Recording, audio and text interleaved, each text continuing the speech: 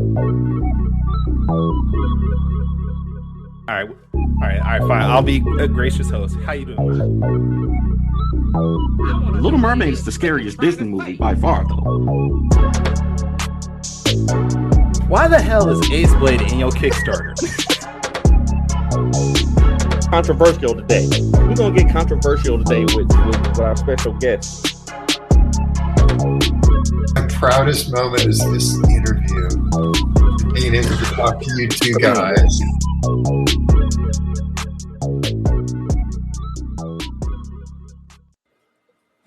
All right, let's get into it.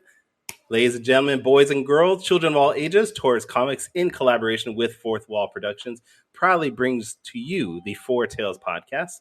I am your host, Kyron Silva from Taurus Comics. Across the way is the great novelist of Ace Blade, Danny J. Quick. And together we are your two award-winning blerd comic creators here to help you find your next comic. Now, we are live on Facebook, Twitter, Twitch, YouTube, and a host of other programs. So if you are listening or watching us live, thank you for your support. Don't forget to hit the thumbs up, like and subscribe, share, host, comment, whatever you do to interact with our platform to help us reach new followers. God, that's a mouthful. What's up, man? Hey, that was good, though. You did it all in 45 seconds. I'm trying to get into things. We got a big host. We got a big guest today. Major. Yeah. But I think until StarCore comes out, you should introduce yourself as Kyron Silva, the hardcore co-creator of the hardcore creator of StarCore. Wow. Okay. Should I get like a wrestling belt? Okay. Yeah. All right. Absolutely. I'll consider that. Maybe. Especially if the Kickstarter does well, then I'll definitely get a belt that says StarCore on it with the symbol on it. I've never actually had a championship belt before. Even though I've wrestled, I never won a belt. I did an event for the championship belt and it got beat in like 30 seconds. But, well, you know. Yeah, dude was like 300 pounds. Don't worry about it. Yeah. All right. Well, on today's show, we have an amazing artist and creator, writer. His name is Ray Anthony Height. But before we bring him on, we need to discuss something. And this was something that popped up on my timeline on TikTok and Facebook and Instagram and Twitter, and it was everywhere. And if you don't watch our live stream, our audience, and you're just listening to our podcast, you're really going to miss out on this because you need to see the visual of this. But I'm going to show you what kept appearing everywhere for me this week. And I need you, Danny J. Quick, to explain what this is that we are about to watch. Ooh, prepare to be sick of me. Prepare right now to be sick of me. This dude. Wait, that's not all. That is not all. Let me find the other one here. Where is that second one? Terrible. Because there. No, what the heck? No. There have been several of them. There have been several. Let me give y'all a quick. It disappeared. All right. I'm not going to waste any more time. Explain to our viewers what it was that we were looking at. Well, if you don't know, now you know. Fourth Wall Productions is opening a home base as of sorts. We're just opening up a small spot here in Burlington, North Carolina, where people can come and buy our comics, but also come play video games with us and be part of our content creation. So we are going to be shooting more videos here. We're going to be doing more content creation. And then on top of that, we're going to be selling our books and selling our comics and that good stuff. So, yeah. All right. Wait, hold on. I got the other video queued up. 1 second here. Let me give y'all a quick preview of the shop. So you come in and bam, we got our pops up there on the corner and our comics on that side. And this is where all the magic will happen. Right now, I'm trying to build a table to store shirts and comics. Let me give y'all a quick preview of it. So I got to know how long, because you and I actually talked about that for a couple months ago, but how long was that in your brain before you decided I'm going to go through and do this? In my brain, probably about over a year in my brain. But it's crazy because as soon as I said the word, started saying the words to the people, stuff started happening. So, we're just taking the leap, man, trying to do something new. You hear people keep coming in. That's where I'm at right now. People keep coming in and out of the door. So Busy, that's why man. the thing keeps going on. You busy? No, that's good. No, that's good. I wish you much. I wish you as much success as possible, because I know you're not one of the first people to do this. There's actually a creator here in Sacramento. His name is Brenton Sands. He's actually created his own shop. So it's starting to become a trend, man. It's starting to become a trend. Yeah, I think it's a good idea, but just trying to build a little community around comics. But speaking of that, our guest has been doing that for years, man. I've been following our guest for years and years, man. With not just his own projects, but working with the big names. So I'm happy to have him on, man. All right, and who Danny is talking about is Ray Anthony Hyde. He is the artist creator of Midnight. He's also worked on books for Moon Girl and I don't know why I can't talk right now. Moon Girl and Devil Dinosaur, Superb, Grim Fairy Tales, and so many more. So let's just bring the man on, and we can gush over all his amazing work. Ray, what's going on, sir? In the building. Hey. How are you? Good. It's fine. Saturday morning. It is. Thank you for joining us, by the way, and thank you, pleasure. Danny, for actually allowing us to move this time instead of forcing us to Danny. West Coast people to be up at 7:00 in the morning. Listen, trying to talk. That was one of my details in the contract that the normal time for the show has to be 7 a.m. for Kyron, so he has to get up early on a Saturday morning so that we can do the show. You know how horrible it is to wake up. I have to set an alarm for 6 a.m. every Saturday to do this. I mean, yeah, man. I'm just trying to get you up and motivated. That's all. Wow. Well, that's what happens. You deal with East Coast folks. You got to get up early. Facts. Facts. That's it. But it's worth it, right? I need to find more West Coast creators to actually talk with. Well, you know what? You get what you can, because East Coast creators, they know their stuff. They're fun to talk to. Not to say the West Coast aren't, but you know what you get when you deal with West Coast creators. So. It sounds like you're about to start some controversy here. No, hey, I'm from the West Coast. We like to do things a certain way. I mean, I will say, all of the creators that I know on the West Coast are great, but the first interview that we did that did it get canceled or did we get ghosted, Kyron? We got ghosted. I don't know what happened, but the first time we got ghosted was one of let's every time it's been a ghosted person, it's been from the West Coast. It's been at least 3 creators that ghosted us, and I'm like, all right. What did I tell you? I said, you know what you're gonna get, right? But no, we have had some West Coast creators on there, so we can't say it's all the people. So, Karen, what's the ratio? It's about 50% ghost us for West Coast right now. So if this was a grade, that's an F. That's a solid F.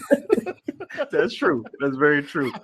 Mr. Hype, man, we're so happy to have you on. I think the first thing of yours that I saw was Midnight Tiger. I want to say I want to back one of those early campaigns of Midnight Tiger, but I've been following you and your art ever since then. I try to share, and I actually did some fan. I was looking back through my my art because I actually did some fan art of Midnight Tiger and Ace Blade together, in 2014 or something like that. Like it was That's way when it back. came out.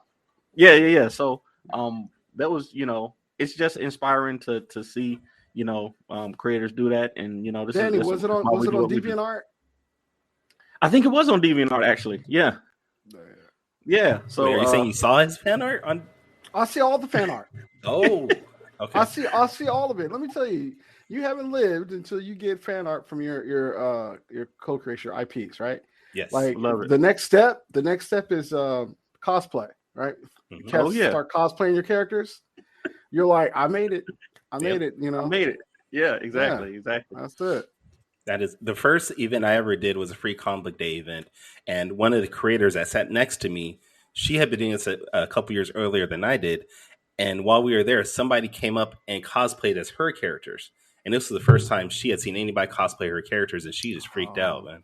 Yeah. I'm still waiting on that day for anybody. I mean, if anybody wants to, dress up as Ruby from Planet Oz or Saw the Lightning Wielder, please feel free to. I was thinking about dressing up as Ruby, but you would look good in them tights, man. with the bun and I, everything. Yeah, you're good. Nice. I got to lose a couple pounds first, and then I'll try No, man. squeezing it. Hey, in no, you tight. don't. Keep them curves. Just do it. Just do it. I Well, love it. So, as far as your work, because since Danny brought up Midnight Tiger, how did that come about? Like, was that just an idea you had, and you're like, "I'm just going to do this one day," or where did that come from?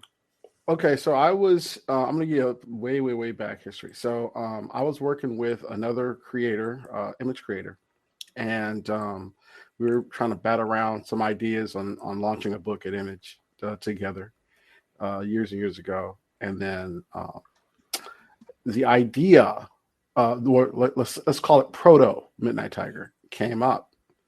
But who, the writer's a super good friend of mine. I won't say his name because he's like, it's yours. You take it and you do whatever you want to do with it. So I mean, it is mine, but the initial seed was planted back in, God, I can't remember. It was a long years ago. So before Midnight Tiger even hit in 2014, it was already something that was there. And then by the time I completely took it over, it is definitely different than what it was when we first discussed it. So, and then now it's its own thing. It's, and what I wanted to do, which is the first thing that was different from the initial, was to bring it to a place that was familiar to me.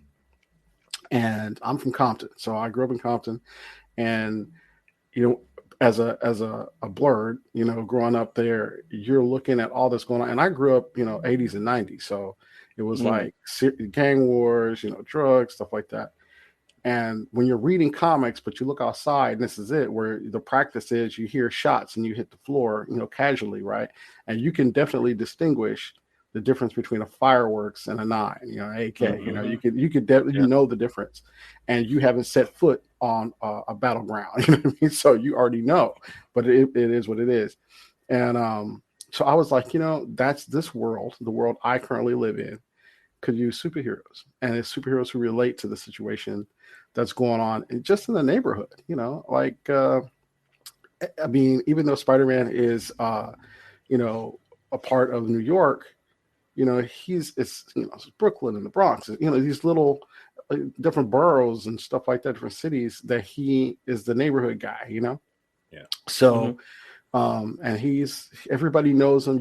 That this cat, when you see him, he's not like Captain America, where this is somebody who, if you see him, it's like the president is coming to your city, right? He's so off the radar. But with Spider-Man, if you're, from Brooklyn or wherever you're from, Queens, you're kind of like, oh, we know this dude. Okay, he's here. He's gonna handle it, and you can actually talk back. Like, do you think you could talk back to Captain America? Like, yo, you should have been here 5 minutes ago, man. Like, you just glad he showed up, right? But people want to argue. Like, I just got your purse back, lady. Like, yeah, but you know what? He dumped it out. So you could have did a little bit better. Like, you're critiquing me on saving your life. It's that kind of thing that's different. And I thought that's what we needed for us as Black folks in Compton. We needed somebody to look up to in that way, to know that this dude is for us, and he's here to help us. So. I love it. Of course, I gotta ask. I didn't know that you were from Compton, so I gotta ask. Did you check out that? Did you check out that Super Bowl halftime show? I did. Let me tell you. My wife and I are sitting there watching the Super Bowl. Yes, my wife was checking out the Super Bowl performance. Let me tell you, they were basically on our block, like what you showed in the model that they had up there. So Tams 21, that was our Tams. I lived around the corner. My wife lived right down the street, like literally, not like an eighth of a mile away. Like it was at the corner. So that was frequent place. I had posted on Twitter. I was like, I remember when cheeseburger special was $2.50 at Tams. So, I found out, like I asked when I was a kid, one of the people that worked at Tams, I was like, who is Tam? Right? Where is Tam? It's like, I don't know. I think he's some Greek guy. Like the guy he's like, he is the person who started it. And of course, they're all over in our area. They're all over, again, that's number 21. So, and so much, that's Rosecrans and Central, for y'all don't know. Okay, Rosecrans and Central is a hot spot. It is the spot, right? It's so that's Compton. That's the heart of Compton. So anyway, it was incredible to see. I felt seen. And then when they did the aerial shot, because they kept doing it, looking down, I was like, oh man, that's a map of the city. Mm-hmm. They're representing. Exactly. So it was really cool, and it was like emotional for us watching it, to see us not just represent it, but people were rallying. Like, it was like it was huge. It was huge, and people were down with it. And it's a lot of us, that grew up in Compton who are in entertainment. I want to say Ava DuVernay is from Compton, right? So. Yeah, Serena and Venus. Yeah. Speaking of them, the place where they played tennis as kids was right down the street from me. Wow. Also, right? You were in the middle of everything. See, that's Compton is just it's just a garden for talent. I think so. You know. Yeah. And it keeps you, for us. So that's the other thing about Midnight Tiger. The thing my cousin would say, and I say this on damn near every interview, but I think it's worth noting every time, is that he would say that a comic book saved our lives, because we were inside, and for the most part, for me, I could draw, and there was something about the respect of an artist. From Cats in the Hood, like, oh, don't mess with Ray. He's cool. Like, he can draw, this cat, and then you're just cool with everybody, right? Yeah. So it was one of those things where if it's not tennis, if it's not whatever it is that you're into, people do respect that. They do respect people who look like they can get out of this situation with their talents and things that they're born with. So. Nice. I guess I got to ask, and since we were talking about music, who's your favorite West Coast rapper? Don't get that. I can't put that on there. Oh. No. Well, I'll tell you honestly, it's a lot. It's hard to choose from. It's hard to. Okay. Because I went to Compton High School, so it's cats that I knew that was over there. It's Kendrick right now. He's representing us very, very well. He would drop another album, man. I've been waiting years, man. Come on. He's working on multimedia stuff. Let the brother be, Seriously.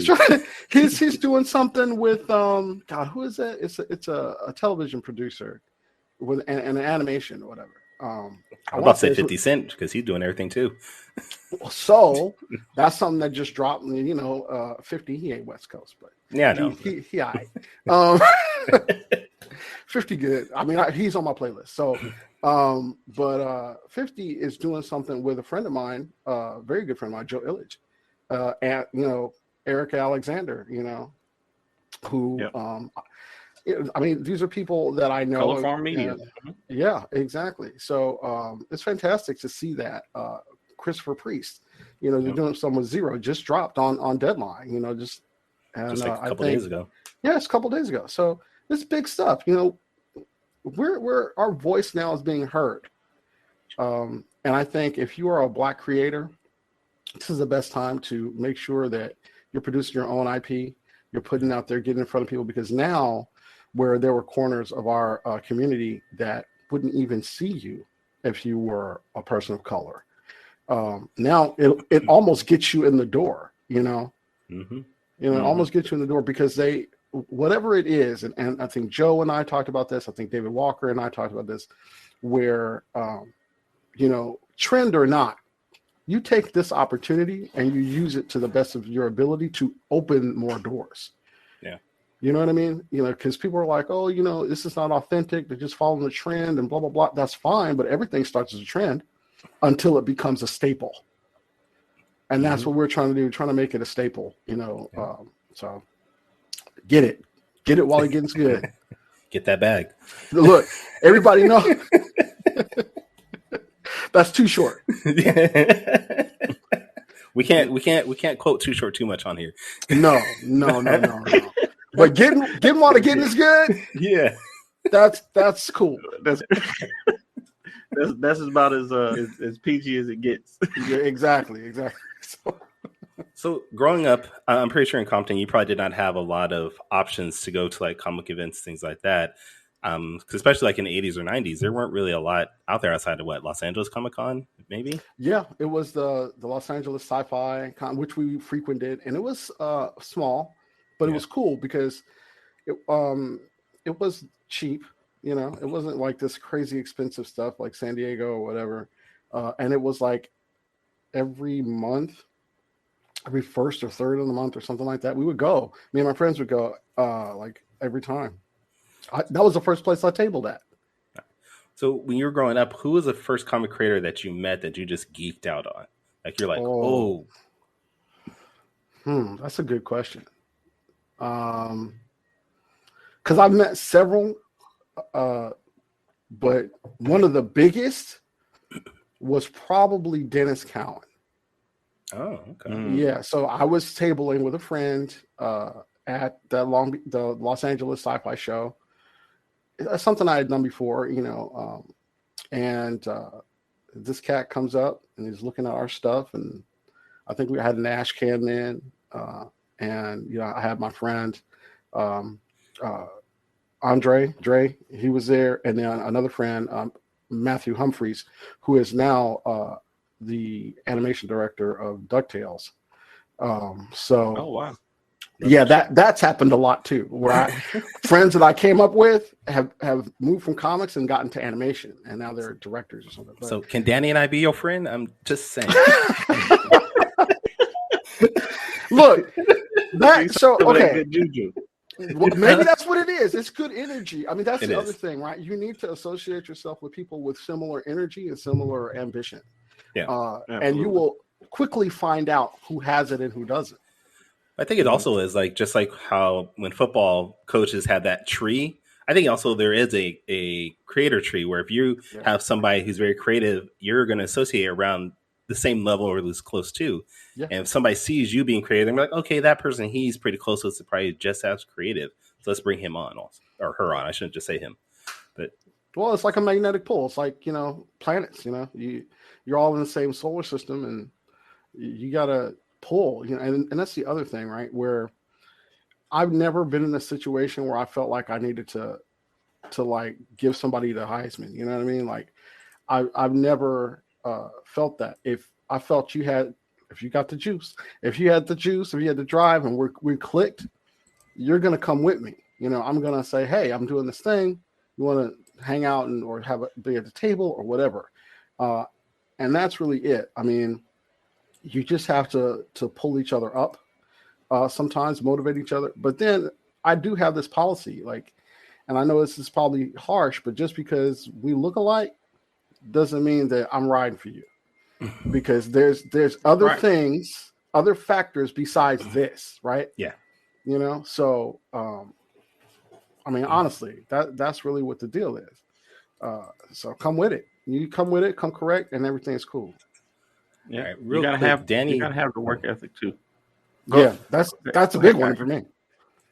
I just wanted to share something that Danny just slid in my DM real quick for. So this is the Ace Blade Midnight Tiger. That's it. Matchup. Man. But yeah, I just did a quick Facebook search. That's one good thing about Facebook. They don't forget anything. Facebook don't forget nothing.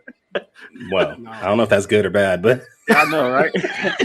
You know what? Like all things in life, it's both good and bad. Yeah.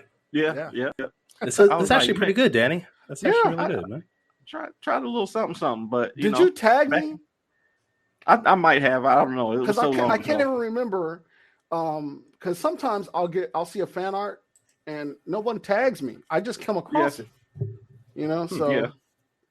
No, see, I didn't even tag you. See, send it to me, and then I'll put it on my Instagram. Unless you want to do an update, but you know, revised version. Make sure you've grown in your abilities. 2014, because for sure. Midnight Tiger was featured on Heroary, right? On a couple of days ago. Yeah. And it's been blowing up. Today's actually Ace Blade's day. I've been getting tagged on stuff. Yeah, I've been getting tagged on all kinds of stuff this day. And I love stuff like that. Like just a whole, it's Black History Month, so they always, feature black characters and black artists, and I love stuff like that. So it's great. Same here, man. Like when I saw that, I was like, wow, and people don't understand. They think if you get to a certain level, you don't care about the things that they feel are below that level. Mm-mm. So if somebody recognizes you, it's all the same. I mean, for the most part, it's as far as my appreciation of it goes, I appreciate all of it. I don't care who it is. So yeah, so that Basically, if was you see awesome. us in the street, feel free to say hi. Yes, exactly. Socially distance, hi, but right. Well, I'm from Compton, so let me know why you. Like, Ray, yeah. why you on my block? That happened to me in LA.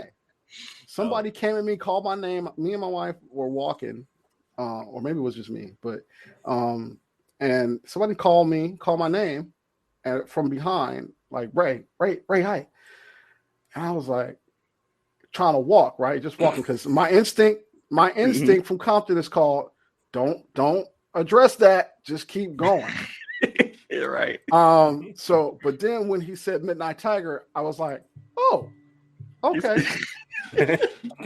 You put your guard. You brought the guard down about 60%. Yep. And then so it never goes 100% down. It's always at some level. Exactly. And let me tell you, Pac had this thing. Every in LA got a little bit of thug in them. So I'm not thug or whatever, even growing up, but let me tell you this, you raised in a certain area, you can't always. Yeah, there's something in you that will, the signs to look for. Right. Yeah. So I used to tell people that, oh yeah, I'm the softest cat in Compton, which is, I don't know, it's just being funny, but that's still probably like a higher level than anybody here in North Carolina. Thank you, Danny. So that's what I was saying. Like my level two. My level 2 of Compton is like, and let's say Oklahoma is like 11. Right. You're in Oklahoma 11. Well, no, right. There's some cats in Oklahoma. Their level is probably pretty high because of other stuff. Because of thank you. So it's just things that you see. But anyway. Oh man. All right. Well, this is probably our best time to break things up, and we'll do with Danny's Quick Takes. If you've never listened to our podcast before, Danny's Quick Takes is a semi-rapid fire situation where Danny will go and give you 5 questions, and you're going to have 45 seconds to answer those questions. There will be a timer to let you know how much time you have. But give me 1 second here.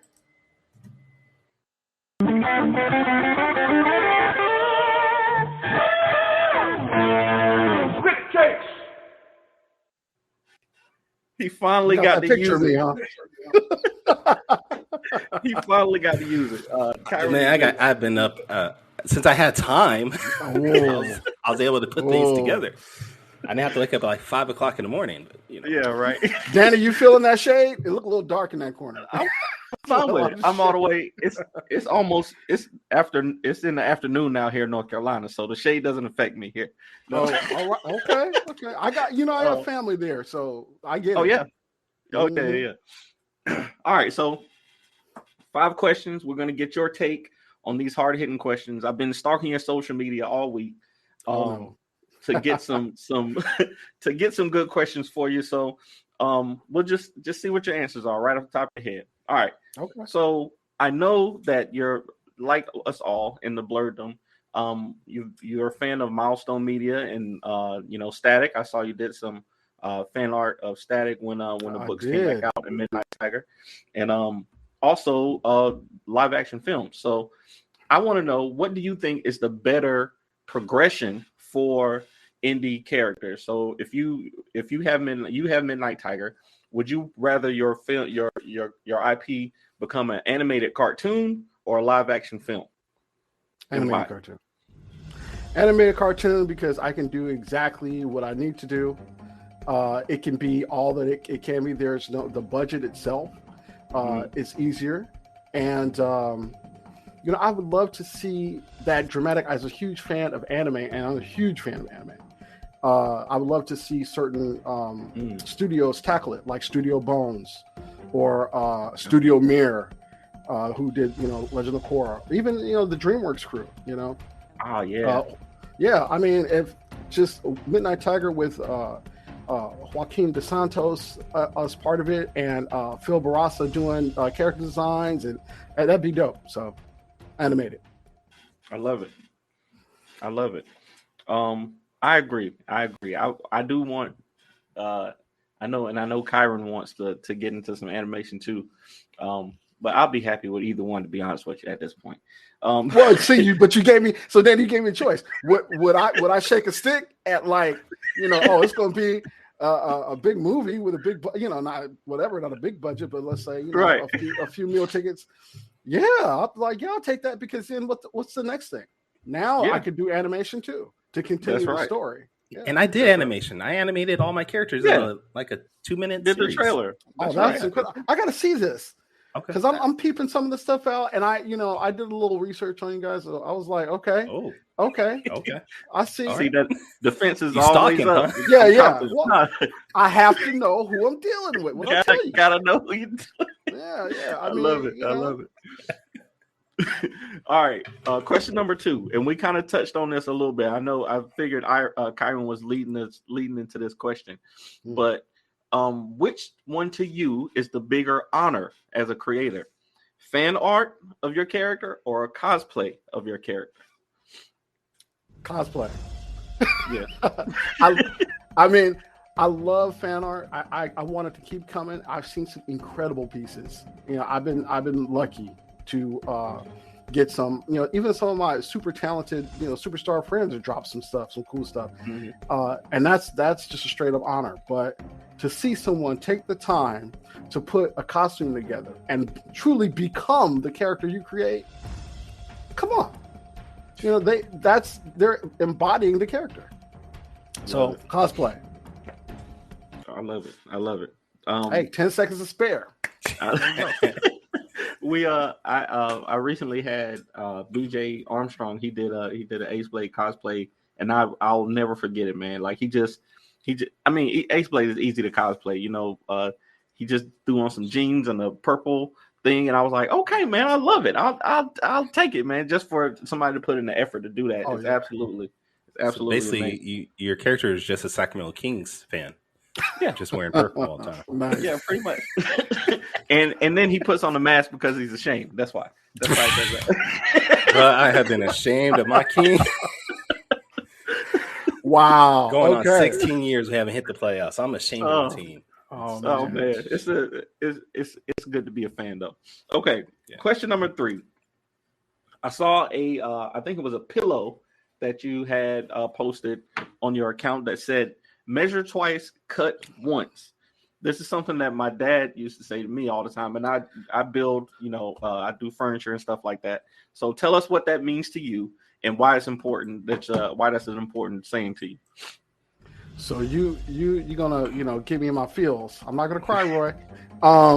My dad said it to me, and he passed away October 2021 or 2020. Sorry. So that's why I have it on the pillow. My wife we got this new home, and she put it on the pillow. We were looking for quotes for family members that we wanted to honor that had passed, and that was a quote I heard from knee high to a grasshopper. You know what I mean? Like, and I live by that. Probably to a fault. Like I measure, I make sure things is right, so I don't have to go back and fix something because I did it too fast. So that's it. That's for my pops. Absolutely. That's a great saying. Like I said, my dad said it to me too. He's been in construction, and now he has his own residential repair business, and he lives by that. So I did see my dad get electrocuted one time. So I don't know if he I don't know if he measured that time, but I did see him get electrocuted, and it's stuck in my head as one of the funniest. Measure once. Yeah. Shock twice. It's one of the funniest and most horrifying memories I have. But okay. Question number 4. What is Ray Anthony Height's dream project. If you were able to work on any property that either exists or is, from the past that's died away, and bring it back to life, what is your And why is it dream Ace-Blade? project? Bionic 6.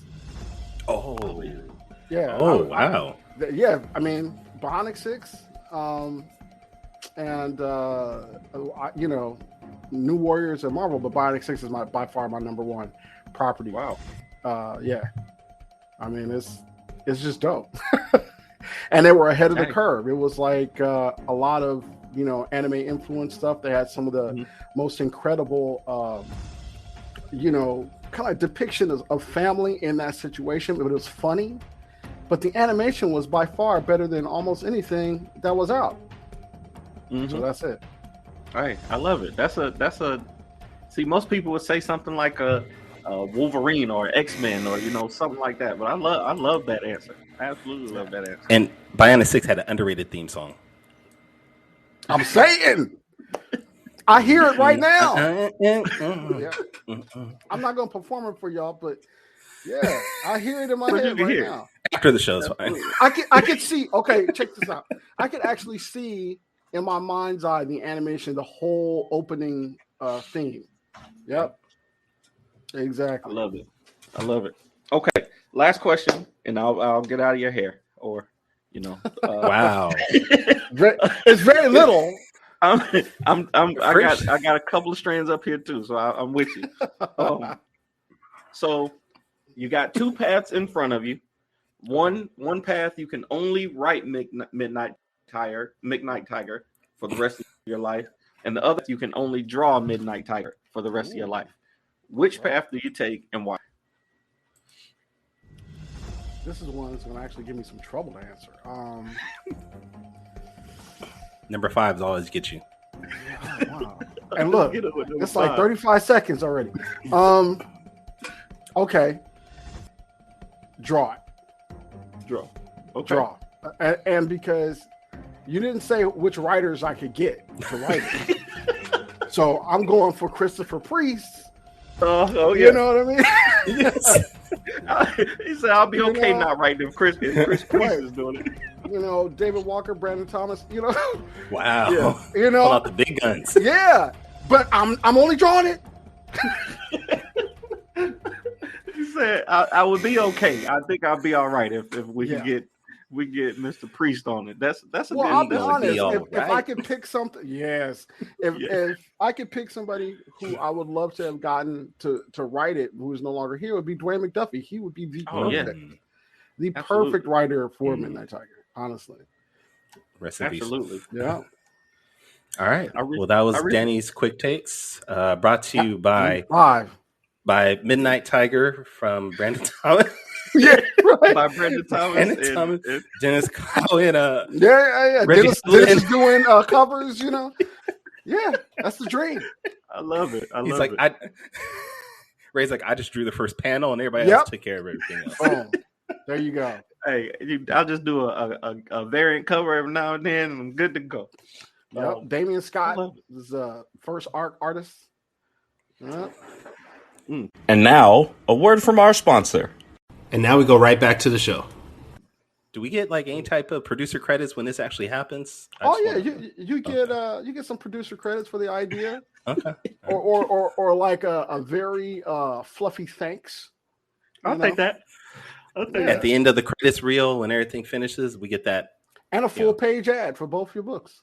Okay, I'll take that. There you go. I'll take that. I'll take that. People are reading it because Brandon Thomas is writing it and Dennis Collins is covering. I'll definitely take that. I will take that for sure. Yeah. All right. Well, we have a few more minutes here. Since you actually brought this up in your quick takes answer, I did see where you are a huge fan of New Warriors and Teen Titans and other teenage books. So I first want to ask you, where did that love of teenage heroes come from? 1,000 years ago, I used to be a teenager, and and I had teenagers. I have two kids who are 22 and 23. Plugged for my son who's at NBA All-Star Weekend. He's a professional dunker, and he's doing a show there. and he is 5'6", and his vertical is over 50 inches. So What? yeah, Why? I'm 5'7". I can barely reach the rim. Kyron, I'm 5'7" too, right? I'm 6 foot. yeah. I'm not touching. I ain't touched the rim in 2 years. Hey, it is what it is. I never tried to dunk at all. Basketball was never my game. I love watching it though. I love watching it, and I was good at baseball when I decided to play, but I was a martial arts guy, so Oh, what martial arts? Muay Thai, Taekwondo. Oh, well, before the pandemic, I was actually going for my black belt in Taekwondo. Oh, and nice. Then pandemic stopped, and I gained a bunch of weight, and I was like, I can't go back right now. Let me do something. I haven't set foot in the dojo since I was 21. Okay. Yeah, it's been a long time, but I spent a lot of time. So yeah, my son, he's a black belt, and he got it 2 years before I was going to get mine. But he's like 6'3", and he can't dunk at all. He can barely jump. I tell him all the time, you got your height from my side of the family, even though I'm short. My rest, like my dad and my brother, are tall, and you got the rest of your genes from your mom. See, so check this out. I've been actually studying up. You do the ancestry.com. I've been digging back in my family and stuff like that, and they do the blood tests and see your genetic markers and all that. I did that too. I swear, we're just like the same person at this point. So let me tell you this. Let me ask you this. So do you have the ACT N3 gene? I have to go back and look. I don't remember if I do or not. So they're constantly asking my son, like, dude, how the hell are you jumping that high? Like, it's genetics. It's a genetic mutation that is it's called the sprinter gene. And your quick muscle, the muscle for reflexes, bursts of strength and speed, it has no regulator. So the only drawback to that is that you tire quickly. Oh, wow. So, but that would explain why my son's constantly sleeping. he's got extra. But yeah, and it's type 1 and type 2. Whatever the gene is. So if you're RR, so it's like bodybuilders have it, but bodybuilders, they have that, and they have this other thing, which basically doesn't regulate the size of your muscles either. That's another genetic thing. But they say all elite Olympic athletes have that gene. Wow. So this is pretty crazy. I haven't used it in 20 some odd years. So I might as well not have it. Well, you pass it on to the next generation. Yeah. So that's what you're supposed to do. Let me tell you something. I used it from running away from bullets. And from, there you go. Defending myself. I mean, I was pretty good. I was a pretty good fighter, but it's called nope. That's right. If somebody were to take the gene out of me, it would be cobwebs and dust and.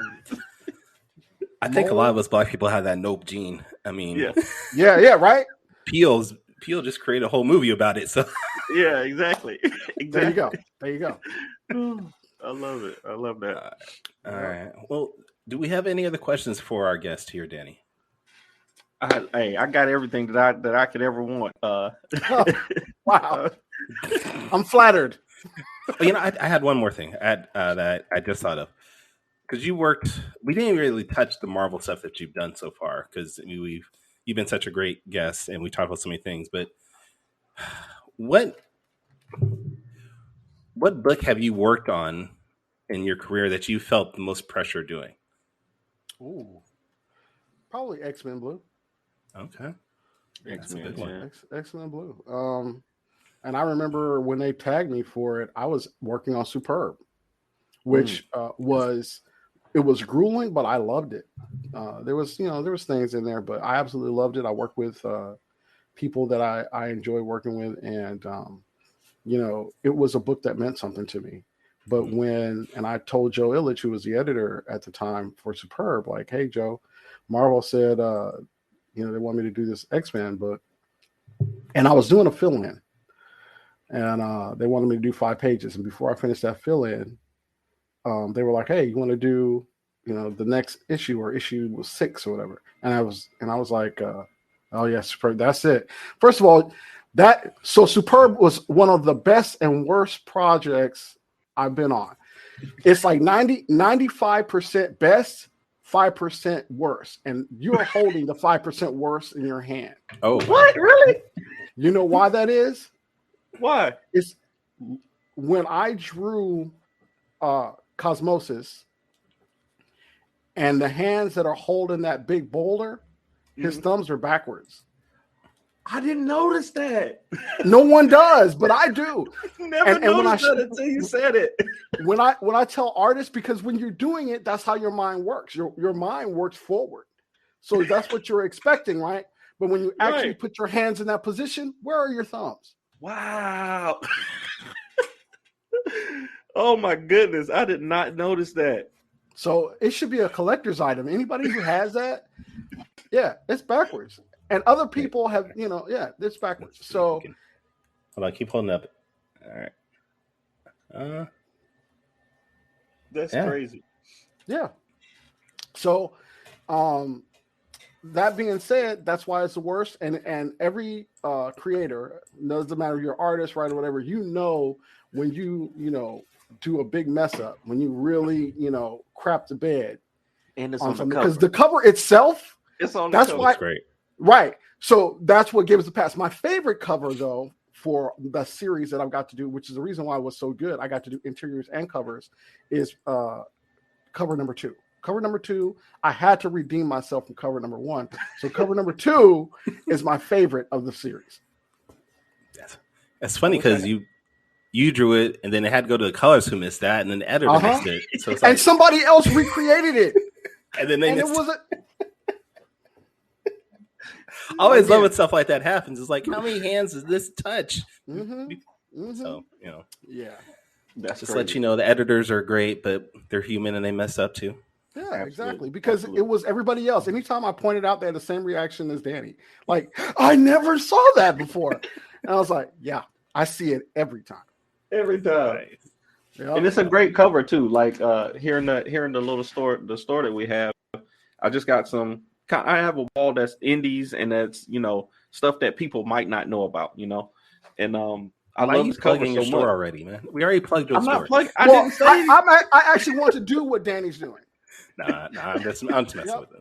I want to do what he's doing. I want to have a little spot and have, promote indie stuff and have my production, whoever's working with me, whatever, in the same building and work producing stuff. Have people come through, really kind of show any POCs, LGBTQ. You want to know how this? You want to get into this? Come to my shop, and I will show you the process.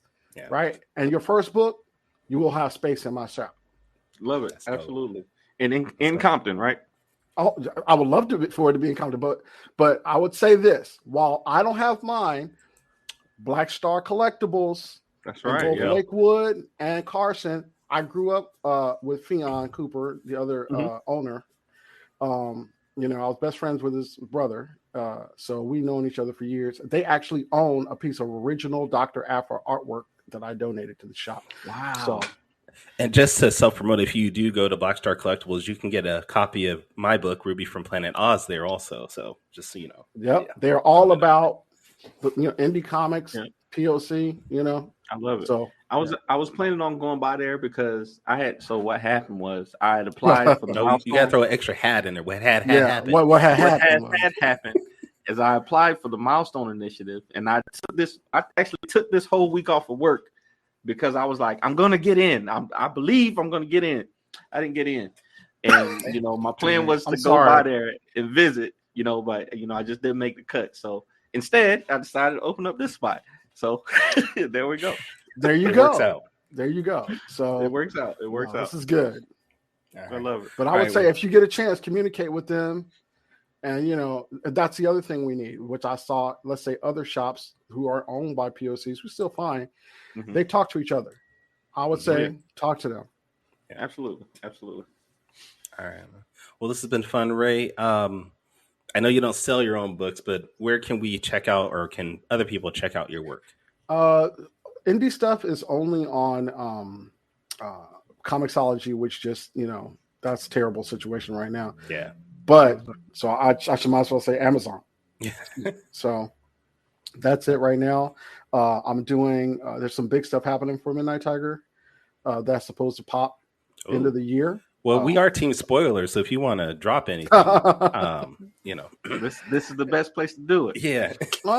So I'll say so. There's a reboot coming of it. Okay. I'm finishing up what I did with Action Lab. The single issue, the third issue that is a Kickstarter is 2 years behind, but I'm still trying to get that finished because that's a chapter I want to close completely. And then we go on to the reboot, I just got the title, and the new title is called Midnight Tiger Evo. Oh, nice. Okay. All right. Love it. All right. You heard it here first. I'm just saying, We got some exclusive news. I love it. Yeah. I love it. All right. And Danny, where can we find your work at?